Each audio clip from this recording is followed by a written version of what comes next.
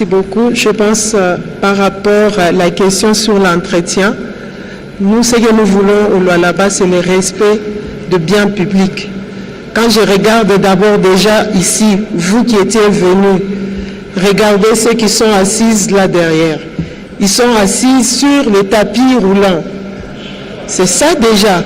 Si vous qui posez des questions, vous entrez, au lieu de chercher les chaises, vous allez vous mettre sur les tapis roulants.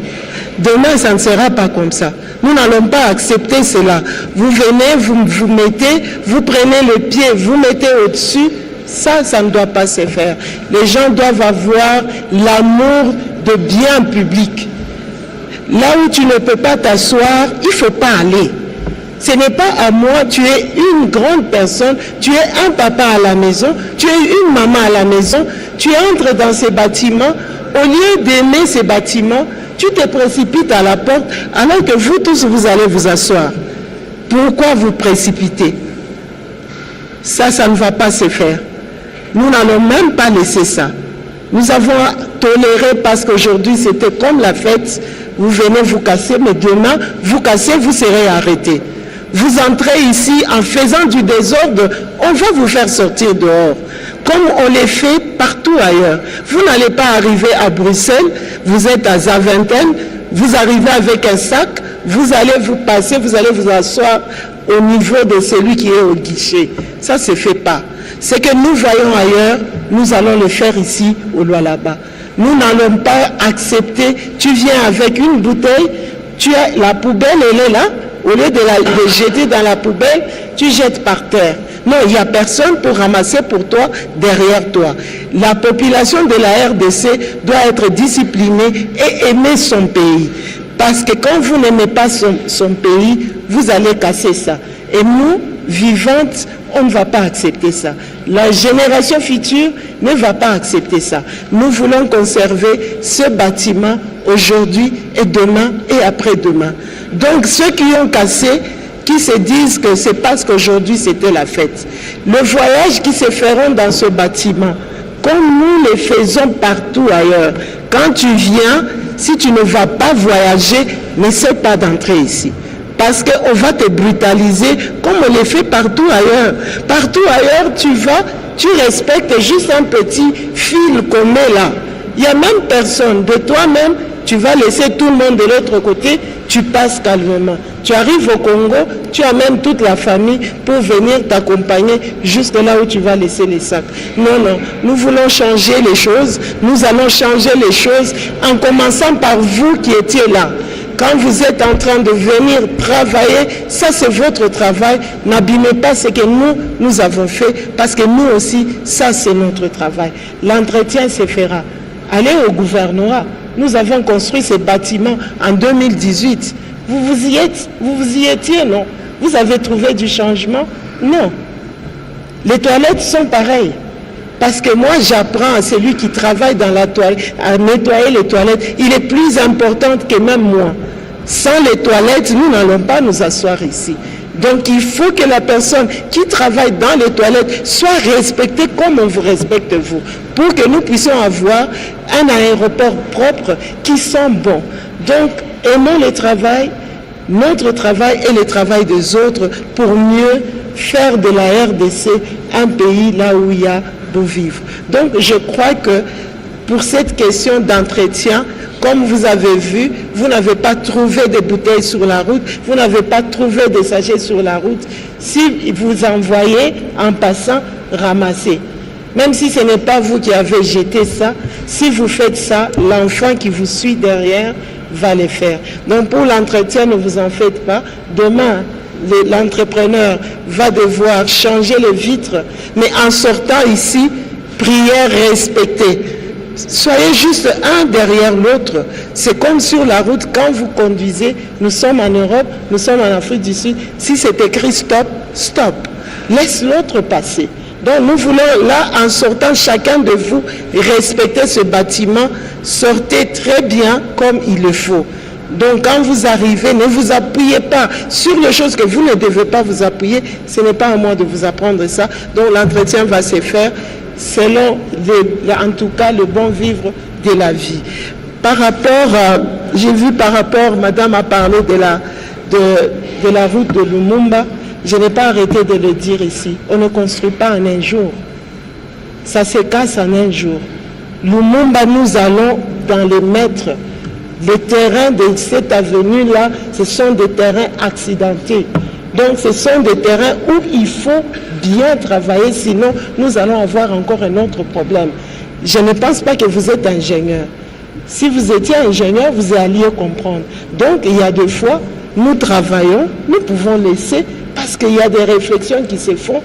Tous les caniveaux de la ville de Kolwezi passent par cette avenue-là. Toutes les eaux qui viennent de Kasulo passent par cette avenue-là. À un moment, là où nous nous sommes arrêtés, des réflexions sont en train de se faire. On n'est pas loin. Quand vous regardez les panneaux, vous avez vu qu'il y a un double échangeur qui doit se faire. Ça va se faire au niveau de Mouangéji. Et la route de Lumumba y compris. Donc il y a des travaux, il y a des études qui sont en train de se faire. Par contre, plusieurs routes sont en train d'être construites. Tu n'as pas besoin de passer par Lumumba pour que tu puisses arriver à Mariapolis, n'est-ce pas? Donc, de partout ailleurs, tu peux arriver à Mariapolis parce que plusieurs routes sont en train de se faire. La route de Lumumba est dans le projet de l'échangeur. Donc, ce projet de l'échangeur va arriver au niveau de l'église méthodiste. Donc, une route, spécialement celle-là, ce n'est même pas une route, je crois, c'est un petit boulevard. Donc, ce petit boulevard-là s'est fait pas en un jour, pas en un mois, mais en plusieurs temps. Je retiens qu'il y aura un deuxième échangeur en dehors de l'échangeur qu'on a inauguré ce soir avec le président de la République. Double échangeur. On n'a pas voulu que le président puisse mettre la première pierre parce que nous voulons qu'il vienne inaugurer. Donc voilà. Et la dernière question, voie ferrée. La dernière question, voie ferrée, au fait, nous travaillons selon, Excellence Monsieur le Ministre, nous travaillons selon un plan. Nous avons déjà commencé avec les études sur la voie ferrée, mais urbaine. La voie ferrée urbaine, nous voulions d'abord réunir la ville, par exemple la commune de Fungurume à la ville de Kolwezi. Nous avons la SNCC qui est sur le chemin national. Nous avons le projet, le BITO que nous suivons depuis des années. Et il y a des fonds qui sont déjà levés du côté de l'Angola. Le rail est déjà fait.